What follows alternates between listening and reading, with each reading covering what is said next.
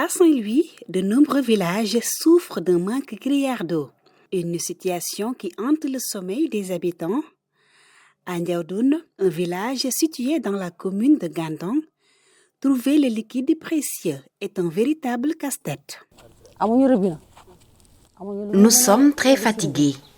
Nous n'avons pas les moyens nécessaires pour avoir un robinet.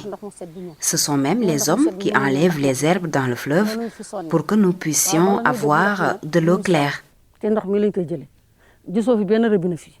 Les femmes utilisent l'eau du fleuve pour les tâches ménagères. Elles sont obligées également de parcourir des kilomètres pour s'approvisionner en eau potable.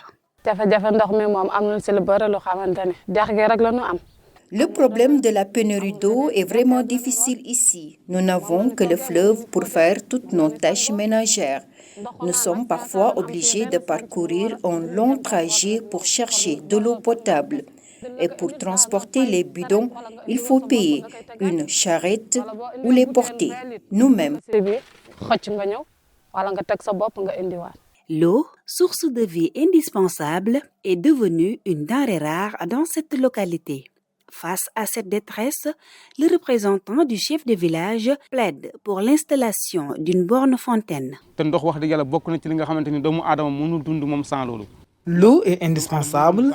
On ne peut pas s'en passer maintenant. Puisque nous n'avons pas encore les moyens pour avoir les branchements individuels, nous souhaiterons au moins l'installation d'une borne fontaine afin que tout le village puisse en bénéficier. Direction la commune de Diama, au village d'Assitoué, situé à 7 km de la route nationale numéro 2. Cette localité de plus de 10 000 habitants n'a pas non plus accès à l'eau potable, malgré les efforts consentis par certaines sociétés.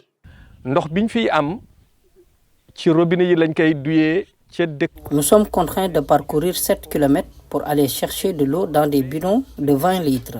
C'est cette eau que nous buvons pendant 3 jours. Cela peut entraîner de graves problèmes de santé.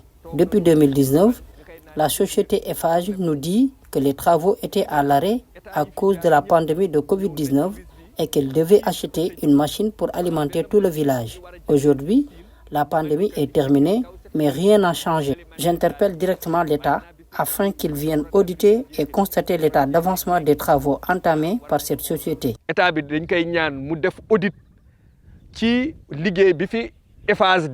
Un corps sain, dans un environnement sain, un adage qui est loin d'être une réalité ici. Depuis plusieurs années, les femmes de Nguent Ndiaye vivent au rythme de la pénurie. Elles restent des mois sans pouvoir faire la lessive, se laver correctement ou préparer le repas dans de bonnes conditions. Conséquence, des enfants qui attrapent des maladies diarrhéiques. Nous vivons en calvaire. C'est vraiment difficile. Nous ne pouvons même pas faire toutes nos tâches ménagères à cause de cette pénurie. Nous sommes fatigués d'aller jusqu'aux villages environnants pour chercher de l'eau. Il nous arrive de rester jusqu'à 3 jours sans pouvoir nous laver correctement à cause du manque d'eau potable. Cette situation a aussi de lourdes conséquences sur la santé de nos enfants, souvent victimes de maladies diarrhéiques. Un forage a pourtant été installé, mais l'eau qui en sort est salée. Cette eau est impropre à la consommation, même le bétail refuse de s'y abreuver, déplore ce père de famille.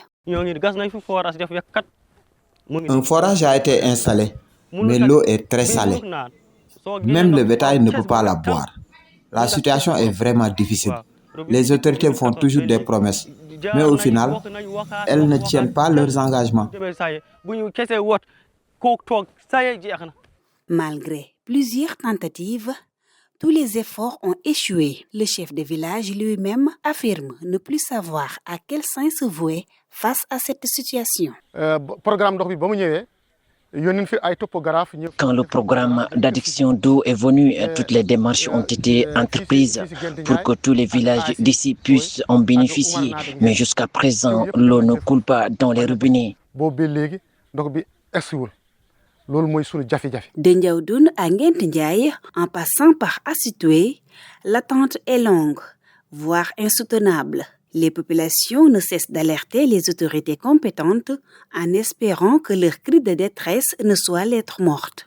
Il faut bien le dire, le temps presse et le liquide précieux continue d'être un luxe pour ces populations assoiffées.